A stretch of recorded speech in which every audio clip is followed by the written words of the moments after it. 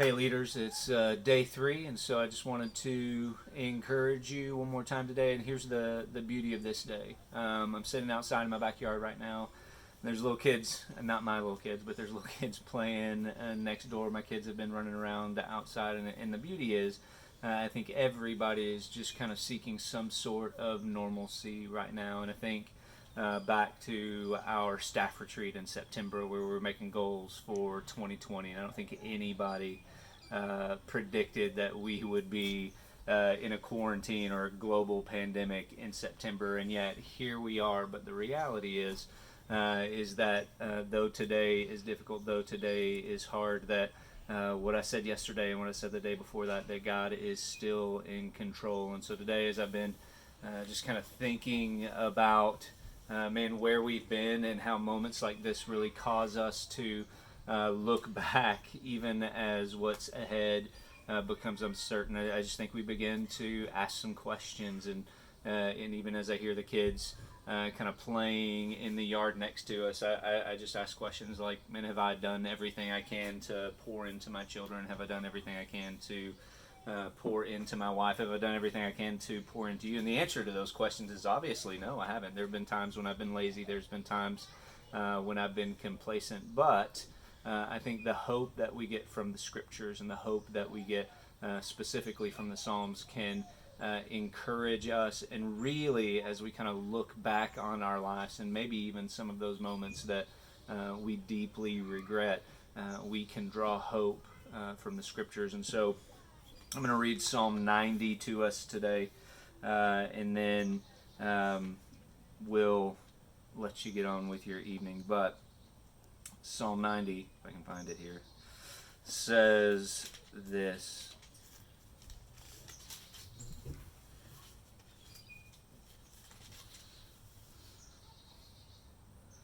Lord, you have been our dwelling place in all generations. Before the mountains were brought forth, or ever you had formed the earth and the world, from everlasting to everlasting, you are God.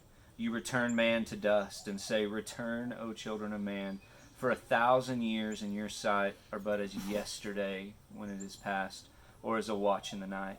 You sweep them away as with a flood. They are like a dream, like grass that is renewed in the morning. In the morning it flourishes and is renewed. In the evening it fades and withers. For we are brought to an end by your anger, but by your wrath we are dismayed. You have set our iniquities before you, our secret sins in the light of your presence. For all our days pass away under your wrath. We bring our years to an end like a sigh. The years of our life are 70, or even by reason of strength 80. Yet their span is but toil and trouble. They are soon gone, and we fly away. Who considers the power of your anger and your wrath according to the fear of you? So teach us to number our days, that we may get a heart of wisdom. Return, O Lord, how long? Have pity on your servants. Satisfy us in the morning with your steadfast love, that we may rejoice and be glad all our days. Make us glad for as many days as you have afflicted us, and for as many years as we have seen evil. Let your work be shown to your servants, and your glorious power to your children.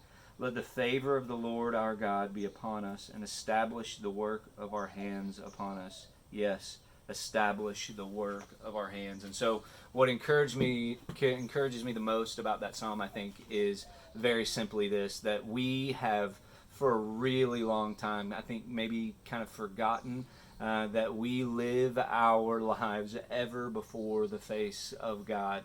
We don't number our days. We think we're stronger than we are. We think that our time is infinite. And as I've gotten older, I think one of the things that I've really realized is how fast the years really go. Even though the days may seem long, the years, they just seem to fly by. And so for us to remember that we live our lives ever before the face of God, who, though we will wither and fade like grass, the one who has numbered our days, the one who has given us every single one of them, for him, this isn't a surprise. For him, he's not anxious right now. For him, he's not worried right now. For him, he's not wondering about tomorrow, because he knows what's there. But for us, what we can do is rest and trust and hope in the one who has numbered our days, who has established our steps. And in this season, our prayer should really be that he would establish the work of our hands. I think back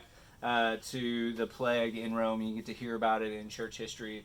Just a massive plague in Rome. And one of the ways that Christians were able to kind of separate themselves out from the masses is that they were with the sick and they were with the dying. And so even for us, while obviously we want to honor the gathering restrictions and all of those things, at the end of the day, we have to obey man.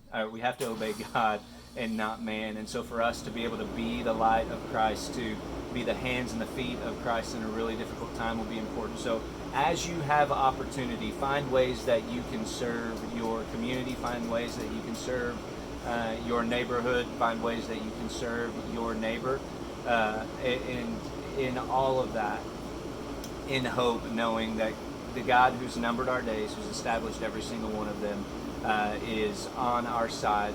One of my favorite verses of all time, that God is a warrior and he fights for us. We need only be still. And so in this time of waiting, let's figure out ways that we can love and serve and be the hands and feet of Jesus. We'll see you guys tomorrow. Love you. Bye.